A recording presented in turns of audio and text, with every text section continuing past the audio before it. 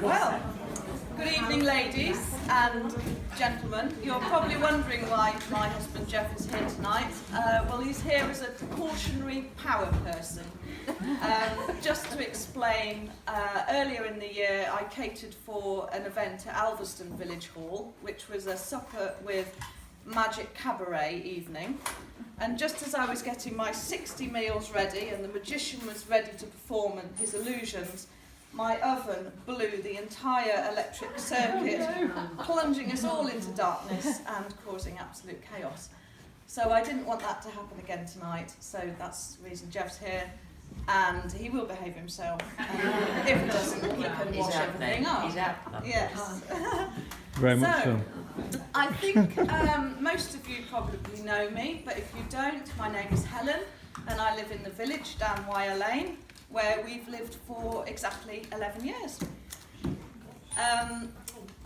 18 months ago, I think it was, Angela phoned me up and she said, "Helen, would you do a cookery talk for ladies or know someone that would?"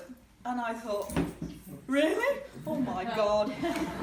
Well, thinking that's ages away and I'll find someone to do that, I said, "Oh, go on then, Angela." Well, doesn't time fly, and I have found no one. So you've got me here to bluff my way through this. I'll give you a little background into myself. I'm a local lass, born 1969 at the Munro Davis Maternity Suite in Stratford, and I was brought up in Welford, where my parents lived for over 40 years.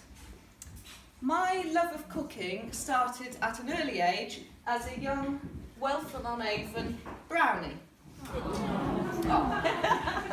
Desperate to get her first badge. My mum was a good home cook, and she taught me all I needed to get that earned for baking achievement badge. I used to love to be with her in the kitchen, learning different recipes and getting to lick the bowl.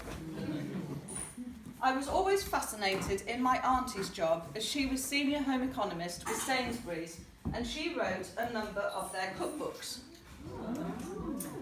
There would be many a time I would be in the kitchen at home trying to recreate these glossy pages, using every pot, pan and utensil going, causing absolute havoc and really testing my dear mother's patience to the limit.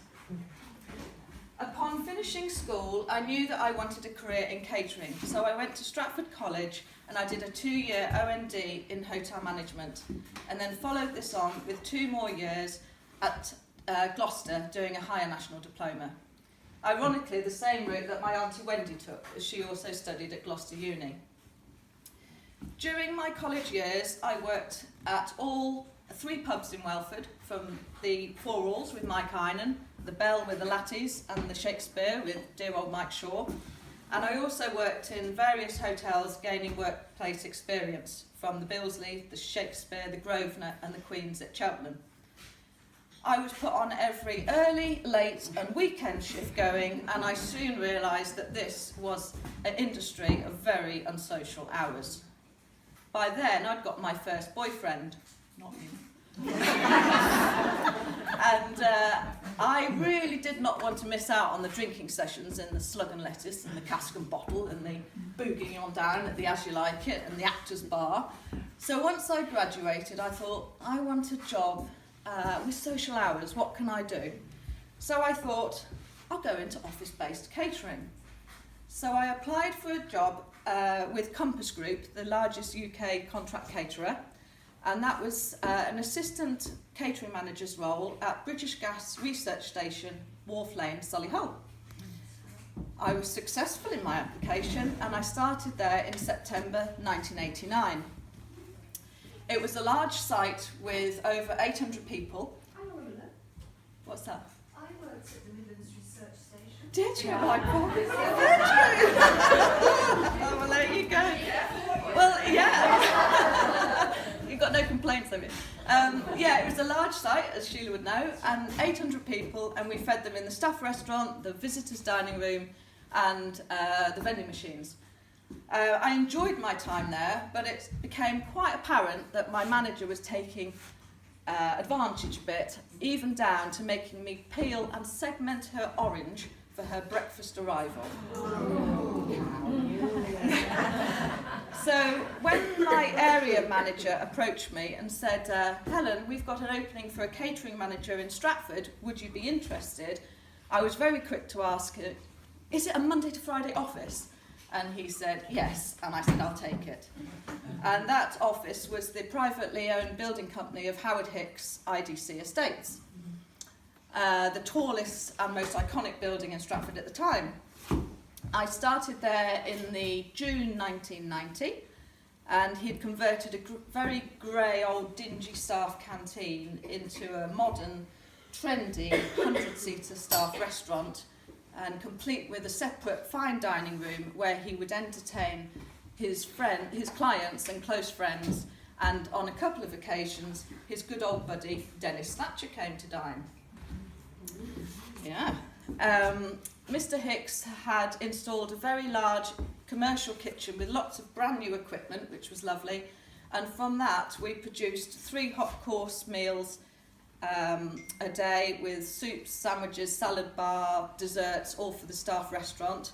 And we also produced working lunches for all the hospitality in the building and a free tea and coffee service for the entire building. The catering was subsidised, and the majority of the workforce used it. So we were feeding around 400 a day with 15 catering staff. By the mid-90s, IDC had sold to AMEC, and then we also opened our restaurant doors up to Merit Direct, who are now Sitel, Ragdoll Productions, the home of Teletubbies, Rosie and Jim and Brum, and we also opened it up to the Mansley Centre. And in fact, that was one of my first encounters with Jeff. As a young worker at the Mansley Centre, he came over on Round Pound Wednesday and had a complete roast with trimmings for £1. That's typical, Jeff. That's typical. He loves a deal, my husband. But in return, he did invite me back for corned beef ash with a twist. What goes around does come around. The rest, they say, is history. Yeah. Just before the millennium, BPAS, the British Pregnancy Advisory Service, also moved into the building, bringing another 100 people. And we temporarily housed Stratford Council when they refurbished Elizabeth House. And in moved the accounts department, and to my absolute horror, the EHO department, the environmental health. So I was really kept on my toes. I stayed at Timothy Bridge building for just over 25 years, managing their catering. But in 2014, when it was under the Morgan Sindel management, the numbers had diminished significantly. And sadly, they did away with the in-house catering, and they made me redundant. So now I'm a lol, as Jeff calls me. A lady of leisure. Oh my God, what a treat. What a But Pipe down, Margaret. I do, however, work 1, sometimes 2 days a week at one of the oldest bakeries in the area, Wests of Wellesbourne. Yes, this, as Julie knows, this is run by my good friend and former chef, Rachel, and it's been within her husband's family since 1910. And they are still using the same traditional, original bread ovens that they did 108 years ago. This oven here is used every day. They bake the bread to the traditional method of just flour, yeast, water, little salt and plenty of thyme. They add no enhancers or preservatives to their bread at all. Everything's made from scratch on site, and they do, as well as a wide range of breads, they do savouries, homemade sausage rolls, hand-raised pork pies, all sorts of different cakes and pastries, and the best Christmas pudding you'll ever taste. They are absolutely wonderful. So it's a busy bakery. I tend to work on a Wednesday, although I haven't worked there today, in the shop front. And I sell the artisan breads and the cakes and sometimes sample them and taste them. But on the odd occasion I do work in the bakehouse. I don't bake the bread because the bakers start at 3 a.m, but I do help make the cakes and the pastries. It's a busy little bakery. Not only do they have the shop, but they also service a lot of hotels and restaurants and farm shops, including the Bell at Welford, the Ligon Arms at Broadway, and Vegetable Matters up at Ebrington. So it's a busy business, and I like to keep my hand in there. And I do finally just a small bit of private catering for friends and family. And in my past, I have been known to feed a few famous faces. Yes. Of course, we've got the lovely John Scott in the village, so I have fed him. And I've fed Jasper Carrot, who loves avocados. I've fed Nicky Chapman from Pop Idol. I've fed Jerome Flynn. Where have a picture of that? Yes, Jerome Flynn, the soldier. And back in the 90s, I helped cater at Chatsworth House, where we did a big event for the Airborne Charity Trust. And I fed Noel Edmonds, ta-da! And I fed Philip Schofield and John Craven. I've got a picture of him somewhere, John Craven. And a lot of the Coronation Street cast. And wait for it, and even Mr. Blobby Blobby himself. So that's me. So now I've got to do what I'm supposed to be doing, which I have no idea what on earth I'm going to do. I'm sure most of you are better cooks than me, and there's so many people looking at me, and I'm like, oh. But yes. So as you know, what I've done is produce this cookbook, which I say will look a lot better than this when you do get them. It'll be done through a laser printer. It'll have a laminated front and back, so you can get it all messy in your kitchen. But basically, I've put together some recipes that you can use over the Christmas period. But again, just you could use it any time through the year, but apart from the Christmas cake at the back. So there's welcome drinks, there's nibbles, stuffings and sauces. Vegetarian options, Vicky over there. Leftovers, what do you do with a load of leftovers? Well, there's a few ideas there. Give them to Jeff, yeah. Chickens. Chicken Yeah. feed. There's some ideas for desserts. There's some sweet treats.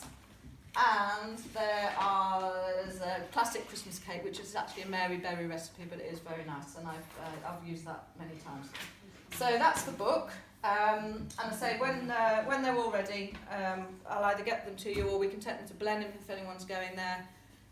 So just let us know tonight if you want one, and if you haven't already ordered them, just do it tonight. So that's that. I'm going to put my oven on. Let's see. Let's hope it won't.